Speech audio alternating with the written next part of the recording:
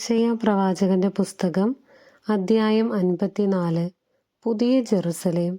കർത്താവ് അരുളിച്ചെയ്യുന്നു, ഒരിക്കലും പ്രസവിക്കാത്ത വന്ധ്യേ പാടിയാർക്കുക, പ്രസവവേദന അനുഭവിക്കാത്തവളെ ആഹ്ലാദത്തോടെ കീർത്തനം ആലപിക്കുക. ഏകാകിനിയുടെ മക്കളാണ് ഭർതൃമതികളുടെ മക്കളേക്കാൾ അധികം. നിന്റെ കൂടാരം വിസ്തൃതമാക്കുക, അതിലെ തിരശ്ശീലകൾ വിരിക്കുക, കയറുകൾ ആവുന്നത്ര അയച്ച് നീളം കൂട്ടുക, കുറ്റികൾ ഉറപ്പിക്കുകയും ചെയ്യുക. നീ ഇരുവശത്തേക്കും അതിരുഭേദിച്ച് വ്യാപിക്കും.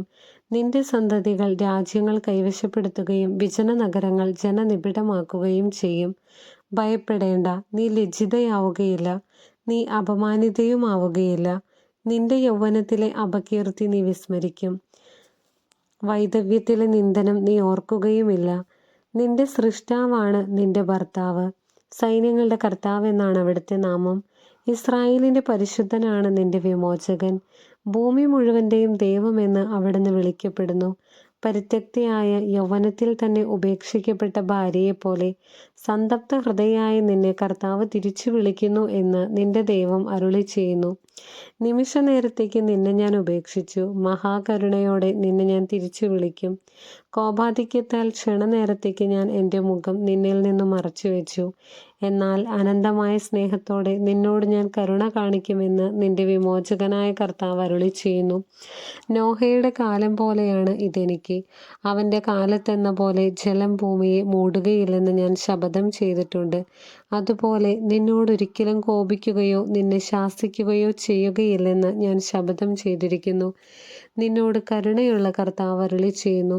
മലകൾ അകന്നു പോയേക്കാം, കുന്നുകൾ മാറ്റപ്പെട്ടേക്കാം, എന്നാൽ എൻ്റെ അചഞ്ചലമായ സ്നേഹം നിന്നെ പിരിയുകയില്ല. എൻ്റെ സമാധാന ഉടമ്പടിക്ക് മാറ്റം വരികയുമില്ല. പീഡിപ്പിക്കപ്പെട്ടവളും മനസ്സുലഞ്ഞവളും ആശ്വാസം ലഭിക്കാത്തവളുമേ, ഇന്ദ്രനീലം കൊണ്ട് അടിസ്ഥാനമിട്ട് അഞ്ജനക്കല്ലുകൊണ്ട് നിന്നെ ഞാൻ നിർമ്മിക്കും.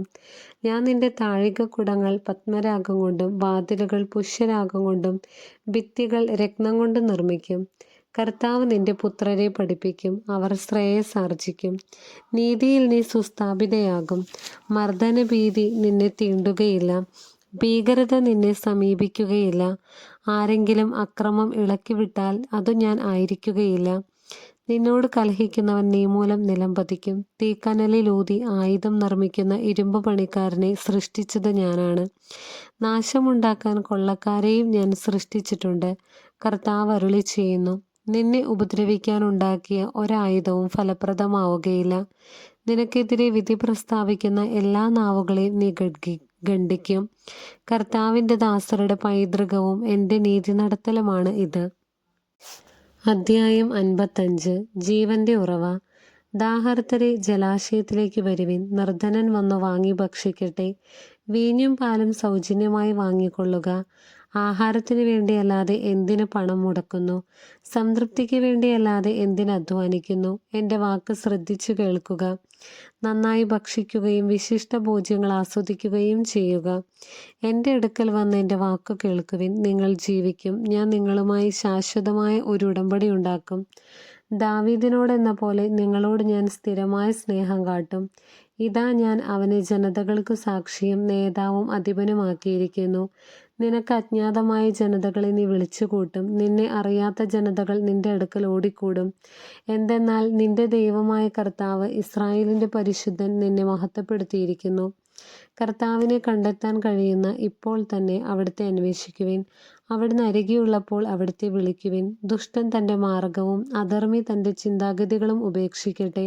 അവിടുത്തെ കരുണ ലഭിക്കേണ്ടതിന് അവൻ കർത്താവിങ്കലേക്ക് തിരിയട്ടെ, നമ്മുടെ ദൈവത്തിങ്കലേക്ക് തിരിയട്ടെ. അവിടുന്ന് ഉദാരമായി ക്ഷമിക്കും.